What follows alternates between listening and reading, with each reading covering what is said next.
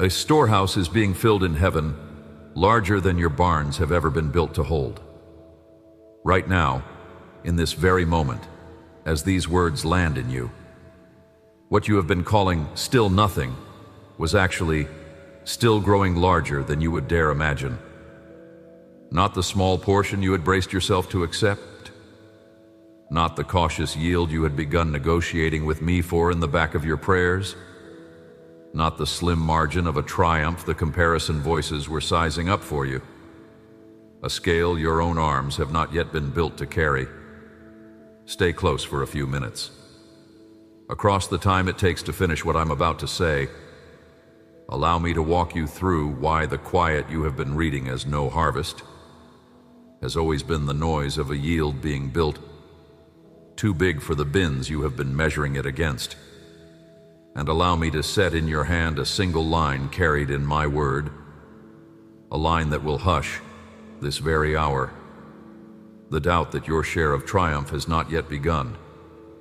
Hear the line under everything else I will tell you in these minutes. The victory was won before the battle had a name.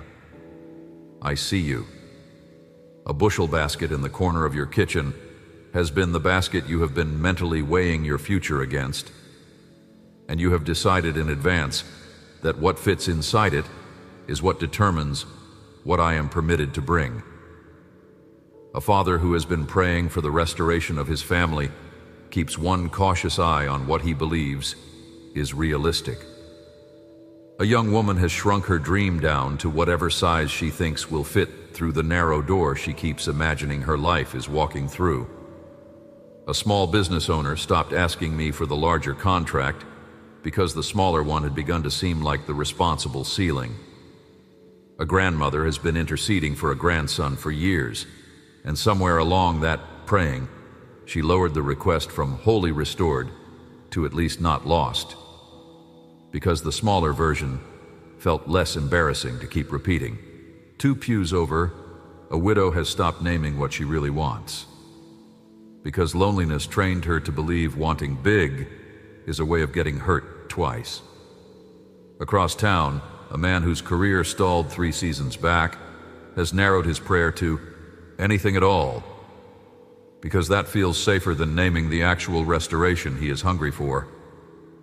Someone who survived a hard year has been thanking me only for survival, never for thriving, because thriving sounds greedy in their own ears. A teenager has filed away the louder dreams in a folder marked later, if ever, because the present feels too uncertain to hold larger ones. None of these smaller askings is invisible to me. Each shrunken request landed on my ear with the full weight of what it was originally meant to be.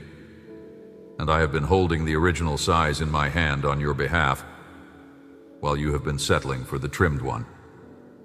Not impatient with the shrinking, tender about it. Anyone disappointed across many years learns, almost as a survival skill, to make the dream small enough that disappointment cannot fit through the same doorway twice. That is not faithlessness. That is the bruise of a heart that has loved bravely in the past and paid for it.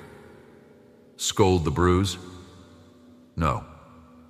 Allow me to widen the doorway gently from the inside, so the bigger arrival has room to enter without crushing the part of you that grew careful for good reasons. Now breathe with me. 3 slow ones gently. Take air through the nose without forcing. Release it out the mouth a touch longer than the in. 3 is plenty. Do not perform them. By the 3rd, you will notice that the exhale has stretched on its own, with no instruction from you, because a body that has finally been declared safe will always stretch. A stretching out breath is not a technique you owe me. A stretching out breath is what occurs when a chest finally believes the scale of what is being brought to it is no longer something to brace against. Now press 1 foot flat into the carpet or floor under your seat. Sense the firm push back through your shoe. See how the ground asks nothing of you before it holds your weight. It simply receives.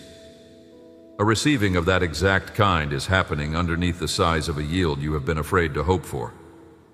Ground keeps what it was built to keep. Your nervous system does not have to manufacture a base. Base has already been laid. Lean a touch into that foot. Allow the firmness to teach the rest of you that a yield larger than your usual baskets is not a threat.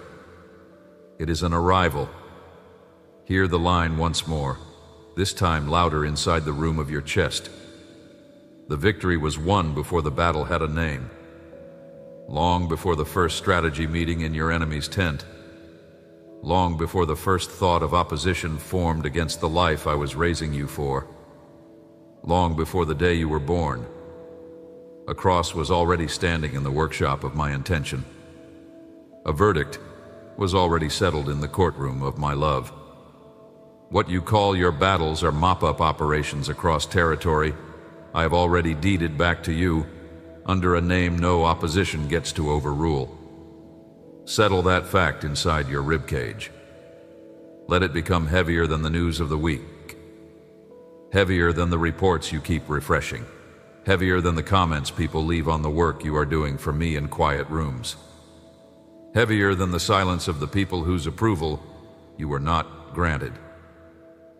The settled fact stays settled whether or not anyone in your life has begun behaving as if it were true.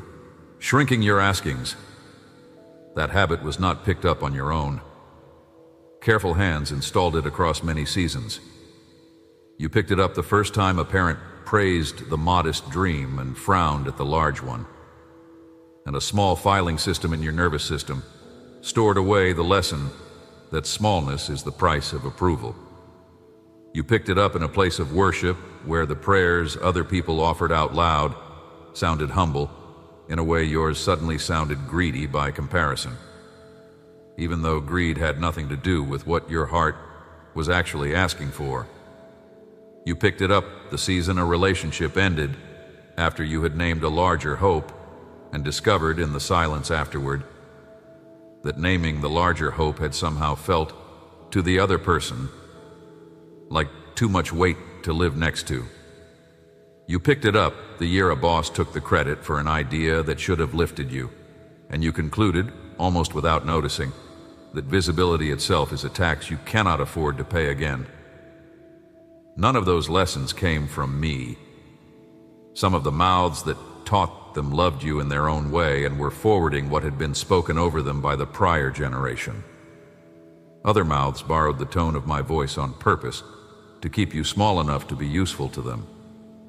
Either origin, a falsified ceiling settled over the top of your prayers, and that ceiling has been making you mistake the lowness of the lid for the size of the room. Lift the lid off. That ceiling was never mine to begin with. Sky is the actual height above your prayers, and sky is the height of my intention for you. Somewhere along the route, you were taught that triumph was something believers earn through clenched effort, sustained perfection, and a quality of faith you have never quite been able to keep continuous for longer than a week at a stretch. You were taught that bigger wins require more pristine believers before they arrive. You were taught that a wobble in your prayer life is a deduction from the size of what would eventually come, as if heaven were running an account where every doubt got debited from the final yield. You were taught that the ones who get large blessings must have produced large righteousness, which meant the small portion you were quietly receiving was a quiet verdict on the kind of believer you suspected you were. That is not how triumph has ever worked in my kingdom. That has never been how I have given my share to anyone. A picture has been sitting inside your chest for years, earned, deserved, achieved, certified by enough endurance to silence the skeptics, and the brush that painted it was not mine. A few of those painters loved you genuinely and were repeating what they had themselves been handed by tired, fearful generations before. Other painters borrowed my name on purpose to sell you a smaller gospel that needed your striving in order to keep its lights on. Either route, a false sketch got hung on the wall of your inner room. And that sketch has been whispering for years that the size of what is coming to you depends on the size of what you can produce. Set it face down for a few minutes. Allow me to describe the actual shape of what I am bringing. A real triumph in my kingdom is the kind that does not announce itself by the volume of trumpets a believer can manufacture from the inside. A real triumph is given. It is handed across a table. The loser of an ancient war never realized he had already lost. It arrives in your kitchen on an ordinary morning, wrapped in a small mercy you almost missed. Because the bulk of the yield is being kept in a storehouse behind the kitchen, and you have not yet been invited to walk through the back door. A fragment on the counter is not the full delivery. A fragment is the receipt. The full delivery is in the storehouse, and the storehouse has your name on the lintel.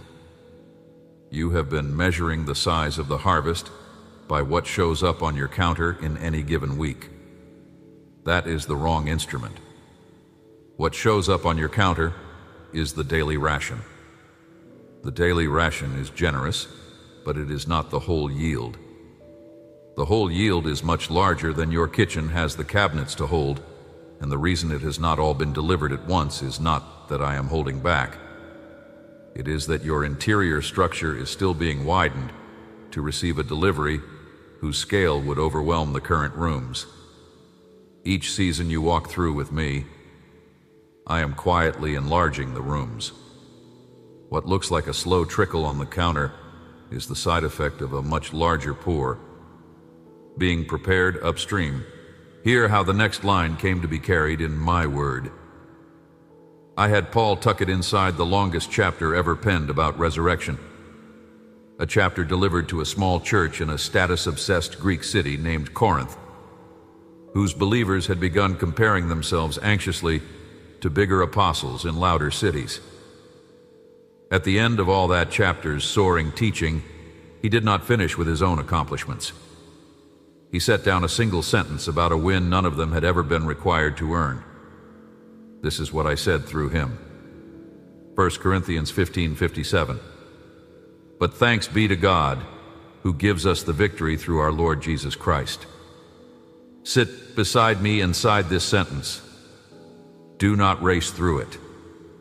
There is more life buried in these few words than a fast read can release. Begin with the opening phrase, but thanks be to God. Notice where the line begins. Not with a strategy you must execute.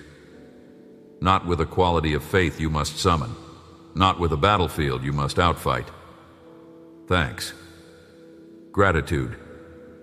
A small posture of the soul that turns toward me before it turns toward the situation. The whole sentence rests on that opening posture. You have been trying to enter your triumph through effort, when the door has always been unlocked by something simpler. A bowed head, a whispered thank you, a quiet acknowledgement that the one who already won the war is the one you are leaning against. Who gives us?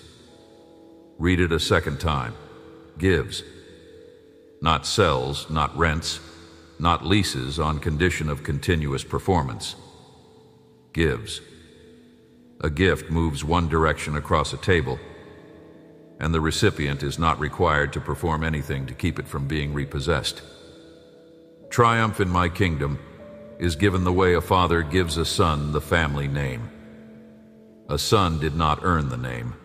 A son was born into the name.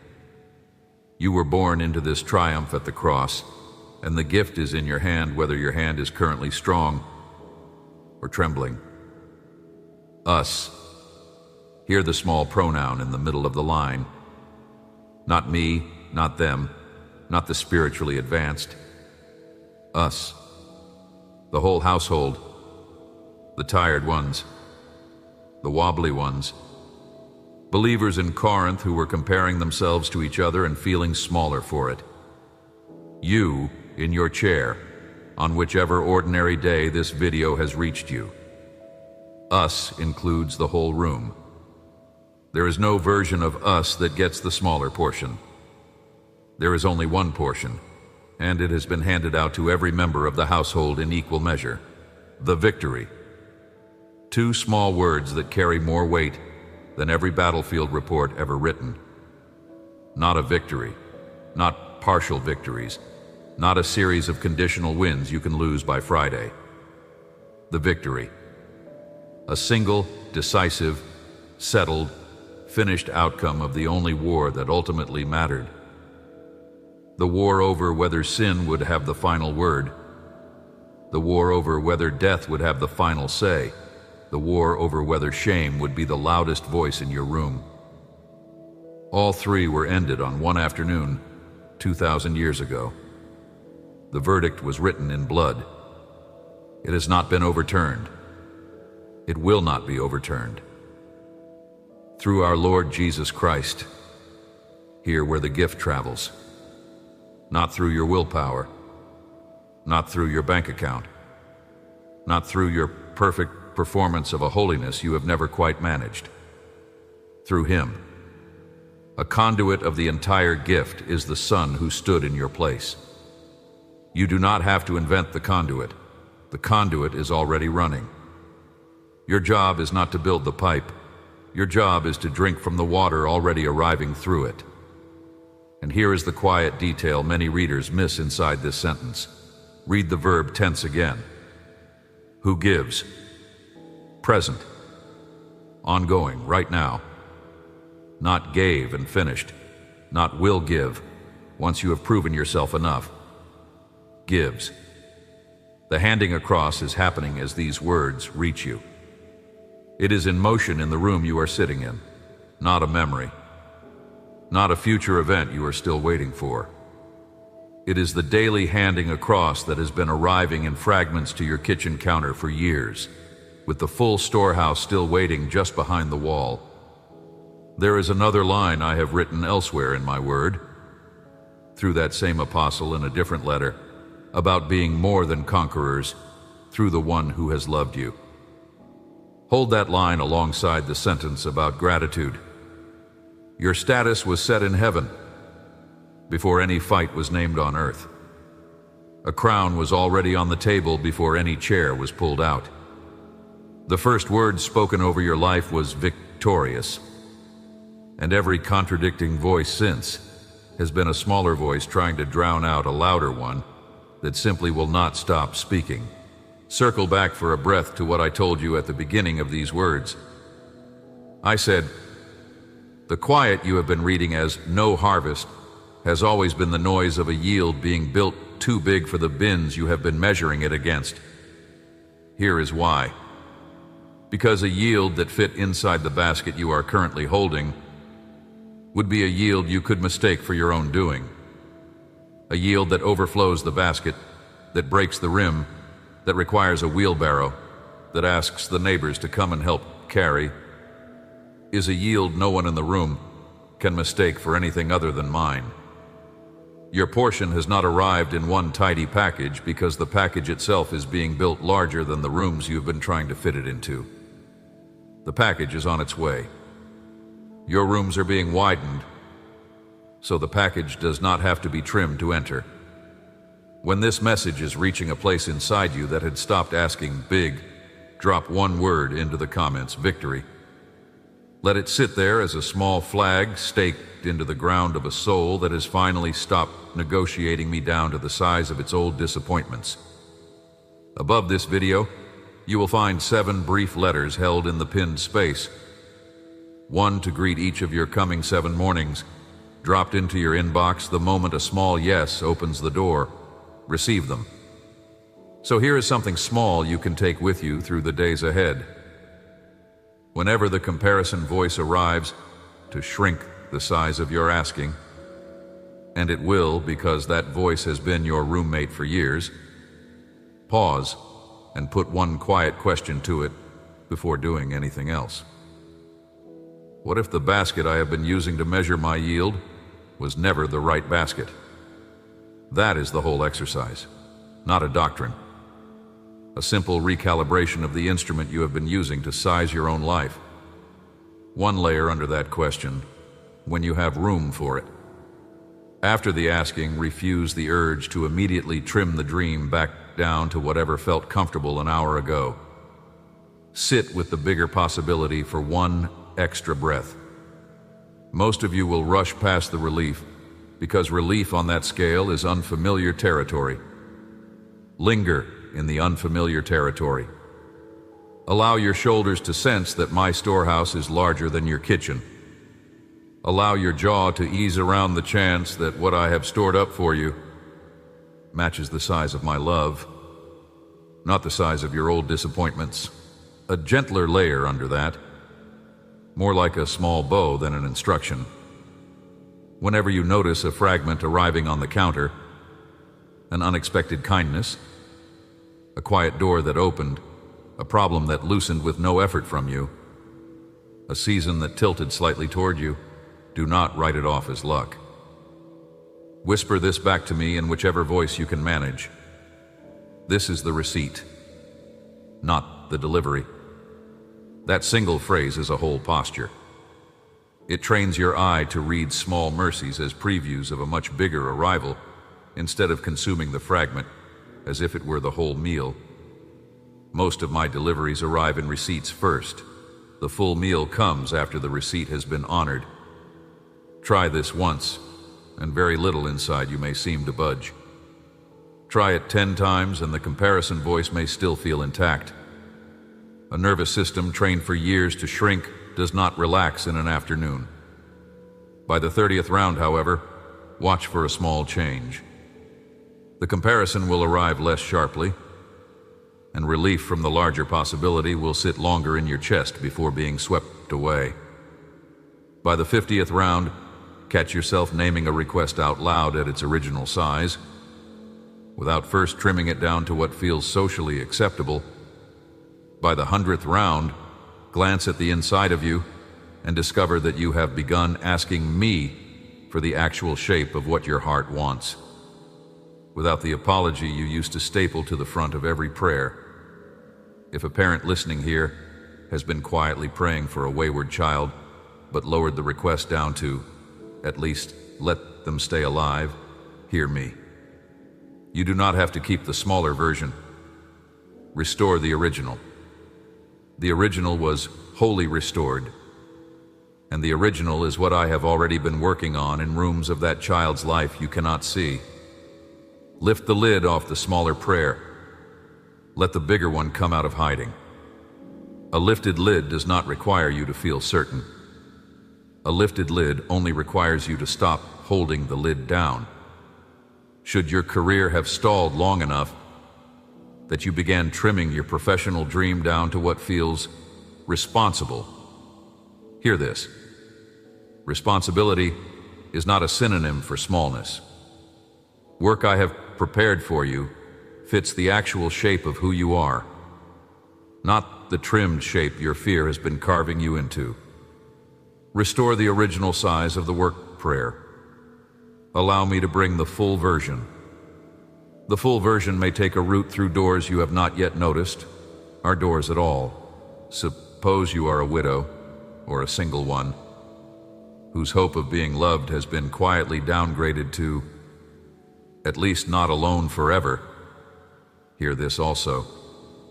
Your original hope was good. Your original hope was permitted. Your original hope is still in the air above your prayer chair, waiting for you to invite it back inside. I do not promise outcomes on a timeline of your choosing, but I do promise this. My love for you is not negotiated downward by your loneliness. Its original size is enormous.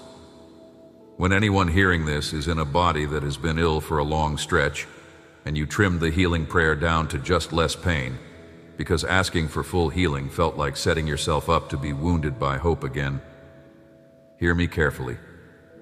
You are not required to keep the trimmed version. Lift the lid off the smaller asking, let the bigger one breathe again. Whether the full healing arrives in this life or in the next, what I have for you is whole, and the whole is the version held in the storehouse with your name on it. You do not have to know the timing in order to allow the size to be restored. Plenty has its own quiet variety of shrinking. If you are reading this from a season of abundance and suspect, the message is not for you because your counter looks full. Shrinking inside plenty is the slow forgetting that the supply was ever mine to begin with. A full basket can train an eye to stop watching the storehouse, and a full basket can train a heart to stop asking for the bigger thing because the present looks sufficient. Keep asking. The next chapter of my work in your life is not a flat continuation of this one. It is an expansion, and the expansion will reach you precisely through the door of a request you have not yet had the courage to make out loud.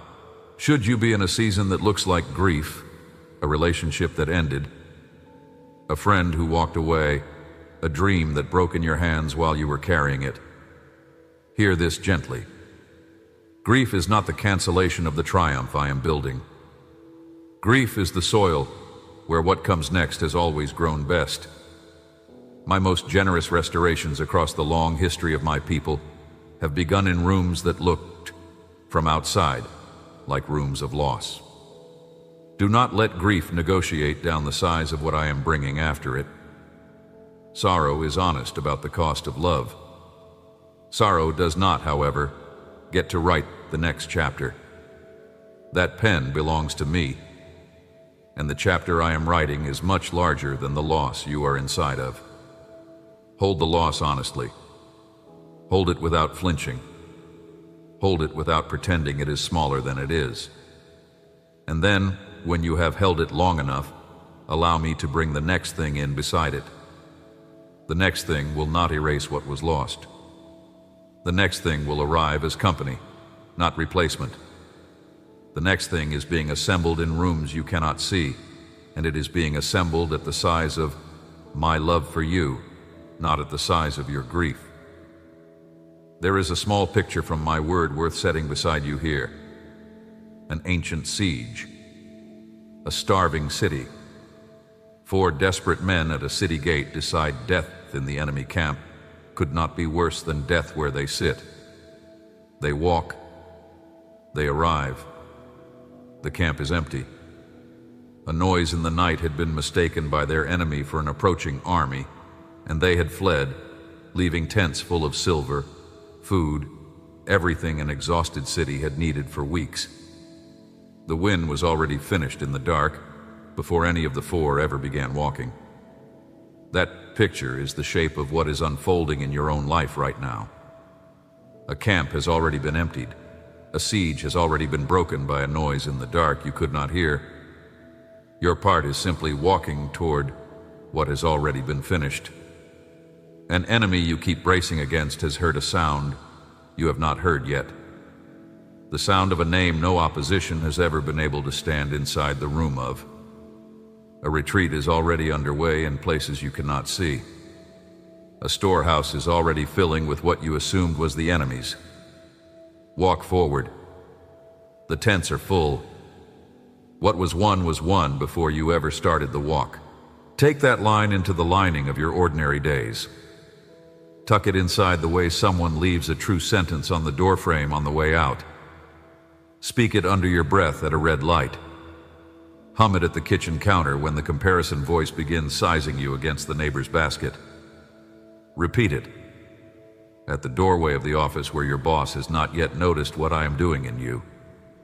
Pray it over your spouse while they sleep. Whisper it across the bedroom of the child you are watching grow. Lean on it.